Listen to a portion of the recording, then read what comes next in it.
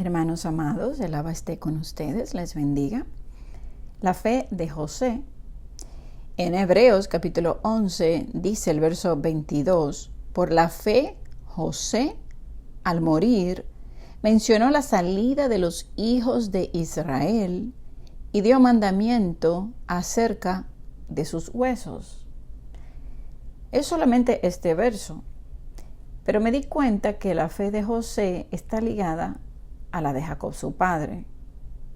Entonces yo le compartí la fe de Jacob y luego, cuando yo terminé de estudiar lo de José para poder comprender, tuve que volver a estudiar a Jacob y por eso le compartí este testimonio de la vida de Jacob, muy necesaria para entender la restauración, para entender la aflicción de Jacob, donde cada uno de nosotros podemos vernos allí y continuar este camino sabiendo que Elohim nunca nos va a dejar.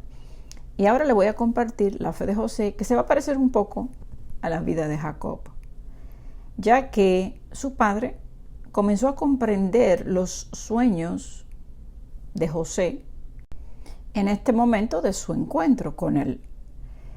Porque recuerden que en el primer sueño donde José dice que sus hermanos eran como manojos de trigo y que se inclinaban a él, pues esto simbolizaba el tiempo de cuando él regresa a Egipto por el hambre, es lo que hace que ellos vayan. Y en este punto José era señor de todo Egipto y se inclinaron en ayuda.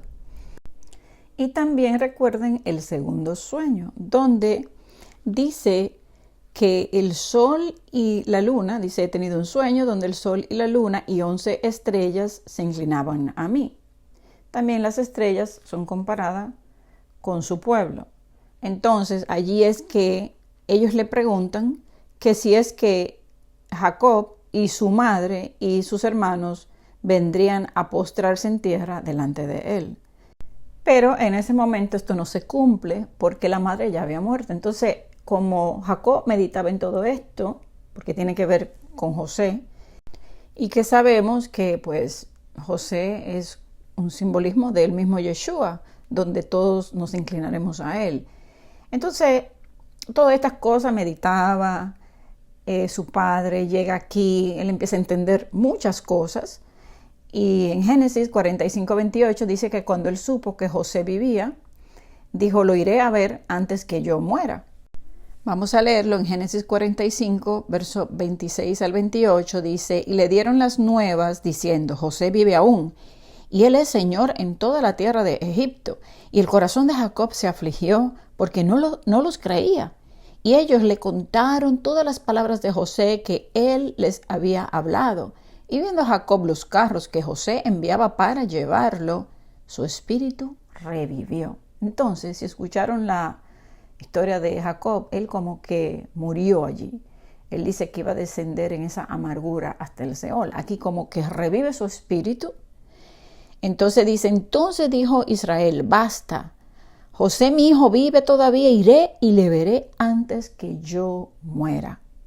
Entonces, en el capítulo 46 dice, salió Israel con todo lo que tenía y vino a Beersheba y ofreció sacrificios al Elohim de su padre Isaac. Fíjese que dice al Elohim de su padre, no dice a su Elohim. Y dice, y habló Elohim a Israel en visiones de noche y dijo, Jacob, Jacob. Fíjese que Elohim no había terminado con Jacob. Aunque él se amargó allí, pensó que toda la esperanza se había terminado. Ahí vuelve él de nuevo y le dice, heme aquí, le responde Jacob. Y dijo, yo soy Elohim, el Elohim de tu padre. O sea, yo soy Elohim, yo soy el único. Yo soy el Elohim de tu padre, yo soy el mismo, yo estoy aquí contigo. Y le dice, no temas de descender a Egipto, porque allí yo haré de ti una gran nación. Yo descenderé contigo a Egipto, y yo también te haré volver. Y la mano de José cerrará tus ojos. Y le dice, José cerrará tus ojos. Lo que te prometí, yo voy a sacar una gran nación de ahí. Pero recuerden que la promesa era una nación y multitud de naciones. la multitud de naciones, Él se la muestra cuando le muestra a Efraín. Y ahí es que Él tiene esta visión y comprende y entiende. Todavía aquí Jacob estaba en su depresión, entiende. Entonces él vuelve a los ojos y le dice: Jacob, Jacob. ¿Usted ha visto cuando alguien te habla 2 veces con tu nombre? Es como: aquí estoy todavía, anímate, continúa el camino, ve, baja, que esto continúa, esto no ha terminado. Increíble la paciencia de Elohim. Entonces dice, bueno, van todos, reúnen todos los hijos de Israel, y dice que llegan allá. En el verso 29, José unció su carro y vino a recibir a Israel su padre, y que lo abrazó, lo besó, y aquí vemos lo que le había comentado, aquí un encuentro que le hacía bien a todos. Esta reunión es como que aquí esto se rompe, esto se une. Y aquí le muestro algo como el hijo pródigo regresa a casa. Recuerden que Judá estaba con el padre, que es la historia del hijo pródigo, y es como que aquí viene la reunión y aquí se hace la fiesta. Entonces esa reunión, esa restauración, aquí vuelve. Es como que una pausa, ¿verdad? Ahora regresa, pero ahora van a cumplir la otra parte, que son los 400 años de esclavitud, de donde saldría esta nación, que ya viene con la fe de Moisés, cuando Moisés lo va a buscar. Y la verdad que yo estoy aprendiendo un montón con estos estudios.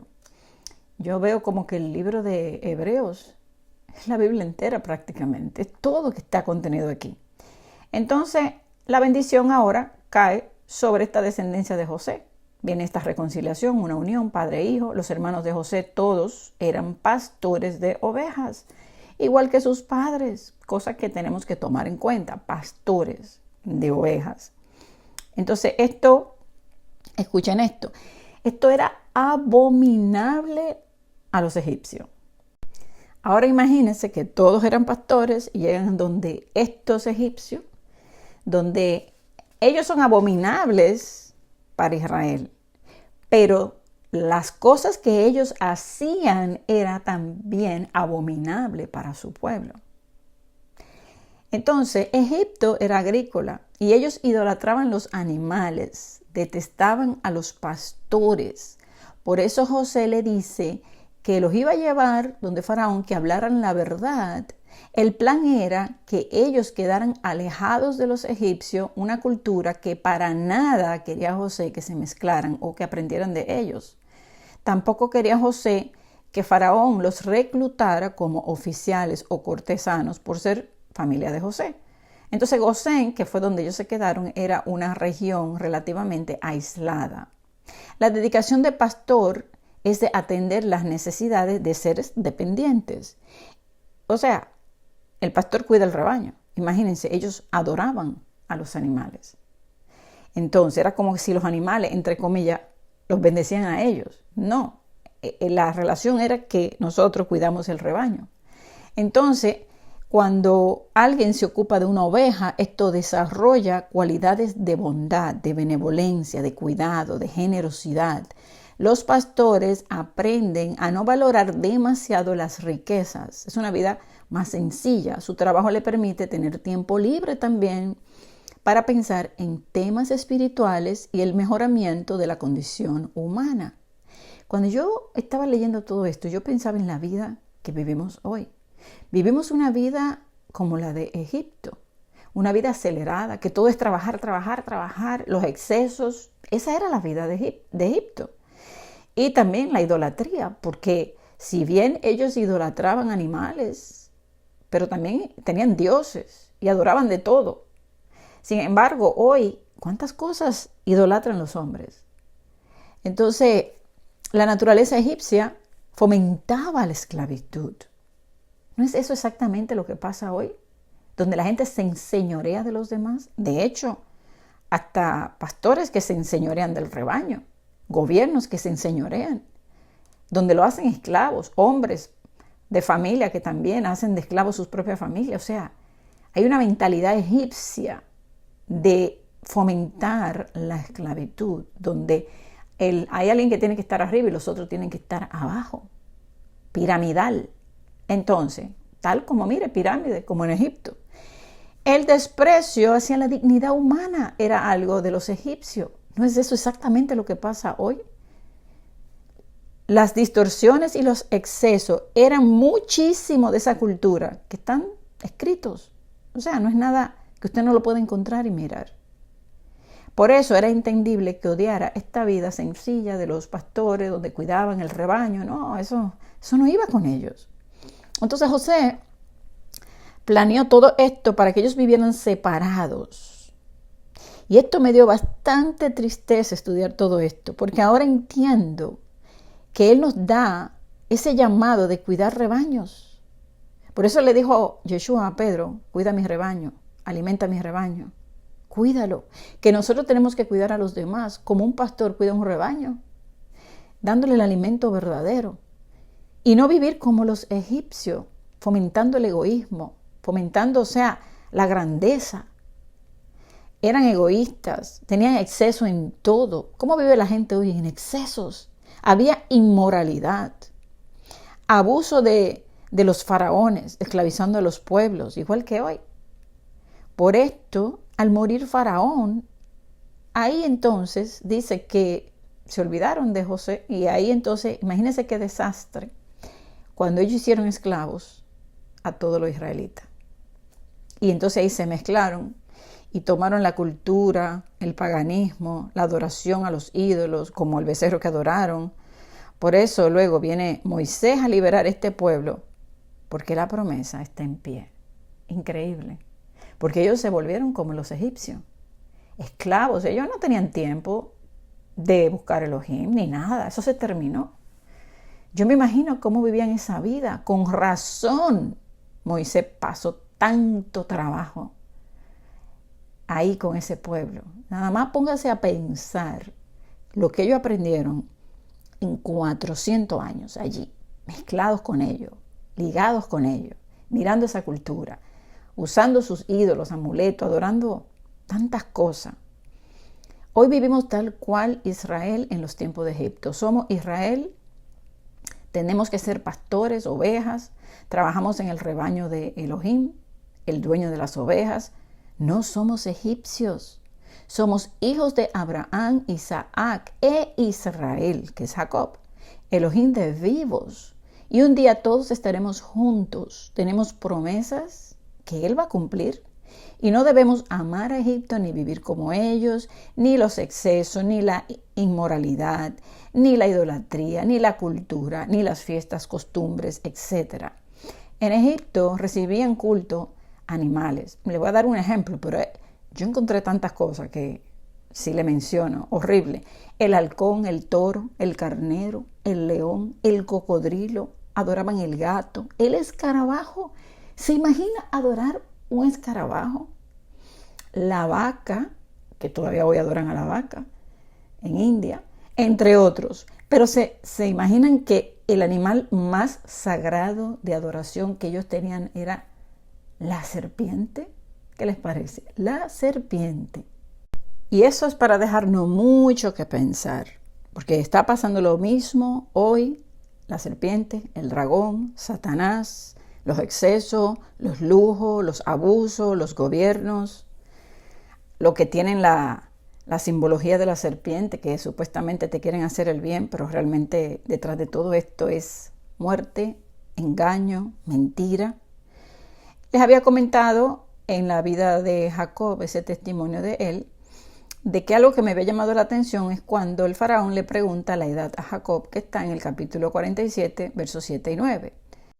Y por la respuesta de Jacob se nota que al faraón le llamó la atención mucho su aspecto, pues se veía muy anciano. Y de allí viene la pregunta. Él le dice que estaba lejos de alcanzar la edad de sus padres, Abraham e Isaac, pero que él había envejecido tanto debido a una vida llena de tribulaciones. Y le dice que los días que él había vivido como extranjero o forastero habían sido un total de 130 años. Y ahí está Jacob toda su vida como un forastero, como nosotros, esperando ese reino de paz y de justicia, de prosperidad que ha sido prometido, y que el tema de Hebreos 11 se trata de eso, de que todos alcanzaron buen testimonio al final murieron en fe, pero que no recibieron la promesa de este reino. Entonces Jacob pues tenía 130 en ese momento, más los 17 que viven en Egipto, 147, sufrió mucho. Tal como los hijos de Jacob pasarán tiempos de angustia, pero serán liberados de este Egipto que vivimos hoy, pero esta vez será para siempre. Ahora José, al unirse de nuevo con su padre y sus hermanos, es como una reconciliación que va a traer bendición. Y esta bendición cae sobre sus dos hijos y más sobre Efraín, ya que lo que parecía haberse roto se vuelve a restaurar. Entonces, en Génesis, en el capítulo 50, versos 5 y 6, dice: mi padre me hizo jurar diciendo: he aquí que voy a morir. En el sepulcro que cavé para mí en la tierra de Canaán, allí me sepultarás. Ruego, pues, que vaya yo ahora y sepulte a mi padre, y volveré. En el verso 6 dice: y Faraón dijo: ve, sepulta a tu padre como él te hizo jurar. Entonces ahí es que él va y lleva y sepulta a Jacob, que murió en la esperanza de un día volverse a levantar. Pero ya él también sabía que eso era para él, porque ya él entendió todo. Y que esa primogenitura, recuerden que ellos buscaban quién sería el que seguiría la bendición, pues cae sobre el hijo de José. Entonces, en el verso 15 al 20, vamos a leer, dice: viendo los hermanos de José que su padre era muerto, dijeron: quizá nos aborrecerá José y nos dará el pago de todo el mal que le hicimos. Fíjese, de todo el mal que le hicieron, porque José también sufrió mucho. Y dice: y enviaron a decir a José: tu padre mandó antes de su muerte, diciendo: así diréis a José, te ruego que perdones ahora la maldad de tus hermanos y su pecado, porque mal te trataron. Por tanto, ahora te rogamos que perdones la maldad de los siervos del Elohim de tu padre. Y José lloró mientras hablaban. Vinieron también sus hermanos y se postraron delante de él y dijeron: henos aquí por siervos tuyos. Mire que ahí en parte se cumple lo del sueño. Se postraron ante él pidiéndole misericordia. Y le respondió José: no temáis. ¿Acaso estoy yo en lugar de Elohim? No teman. Ustedes, le dice, pensaron mal contra mí, mas Elohim los encaminó a bien para hacer lo que vemos hoy, para mantener en vida a mucho pueblo. Fíjese que aquí vemos a José, pero también vemos a Yeshua, donde sus hermanos se van a congregar a él y donde todo el mal que pasó, todo el mal va a obrar para bien para todos. Tanto la recompensa de Yeshua por su sufrimiento como el sufrimiento de cada uno de sus hijos traerá una bendición. Por eso es que todo obra para bien para aquellos que le aman según los propósitos, porque este era el propósito de Elohim. Entonces le dice, todo esto, mira, resultó para bien, porque si esto no hubiese pasado, ustedes no estuvieran con vida hoy y mucha gente hubiera muerto. Entonces Yeshua vino a darnos vida.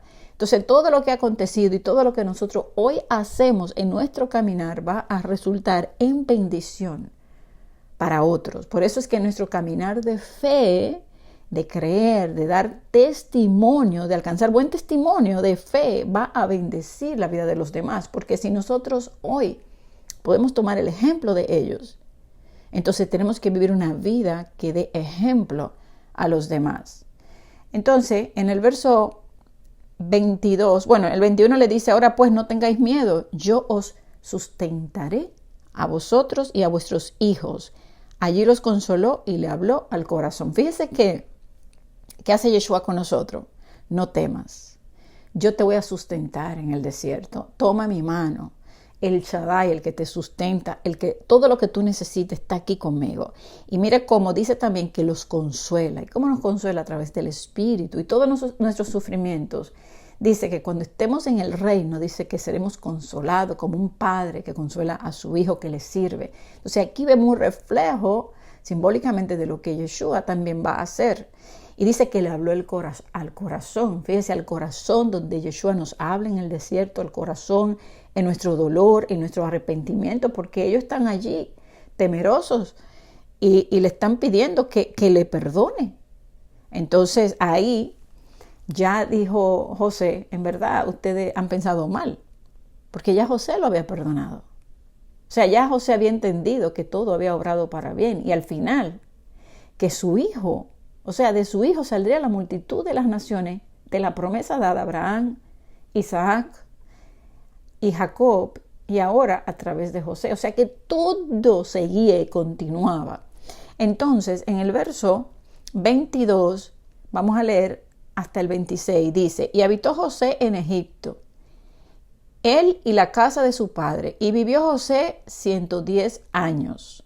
Y vio José los hijos de Efraín hasta la tercera generación, también los hijos de Maquir, hijo de Manasés, fueron criados sobre las rodillas de José.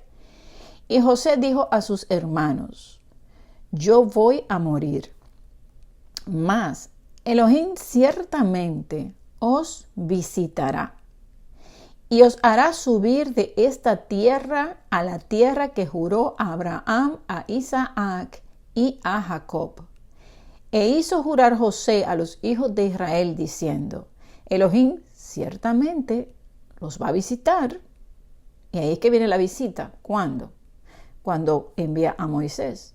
Pero también la visita de Yeshua, que es el hombre y el hijo del hombre, para que lo visites. Entonces él también vendría a visitar para darnos la salvación y llevarnos a la tierra prometida, porque esto es un juramento a Abraham, Isaac y Jacob. Entonces él le dice a ellos, lo que le está encomendando es que tomaran su hueso y se lo llevaran para el lugar donde él se iba a levantar de los muertos. ¿Por qué?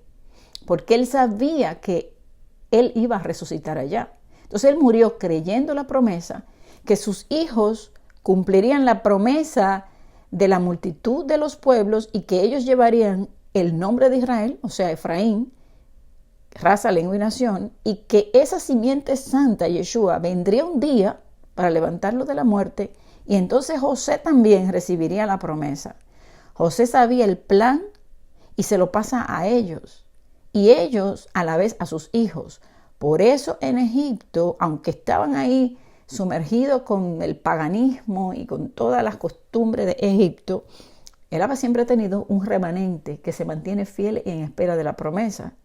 Por eso es que Moisés es el escogido, y esto vamos a ver en la fe de Moisés, porque me puse a mirar, la fe de Moisés es tremenda. Entonces, dice el verso 25 y 26, se lo voy a leer otra vez. E hizo jurar José a los hijos de Israel diciendo, Elohim ciertamente los visitará y haréis llevar de aquí mis huesos, llévense lo que yo voy a resucitar. Y murió José a la edad de 110 años y lo embalsamaron y fue puesto en un ataúd en Egipto. ¿Y qué pasó? Él se quedó ahí, ¿verdad? Pasaron todos esos años, los 400. Sin embargo, vemos más adelante de que ellos recogen los huesos y se lo llevan. No se olvidó. ¿Por qué? Porque el Abba siempre mantiene en cada generación, él siempre tiene quien le busque y quien mantenga viva la esperanza, quien mantenga viva la promesa. ¿Cómo es posible que todavía habían pasado 400 años? Habían cuántas generaciones habían pasado, pero uno le decía al otro, mira, esto es lo que va a pasar, un día nos va a visitar, un día vamos a salir de aquí, y mira, aquí están los huesos de José, y le cuentan la historia de José, o sea que ellos se lo contaban de generación en generación en generación, hasta que llegó el día donde nace Moisés.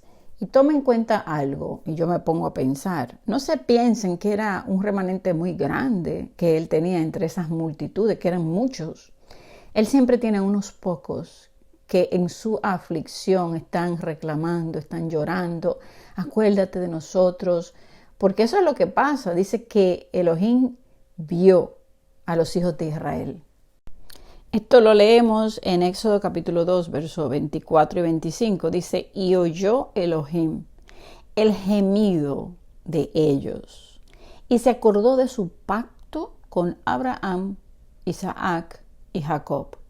Y miró Elohim a los hijos de Israel y los reconoció como su pueblo. Entonces, él los vio y los reconoció, él escuchó, pero ¿quién lloraba? Entonces, él tenía un remanente allí que lloraba y gemía y pedía.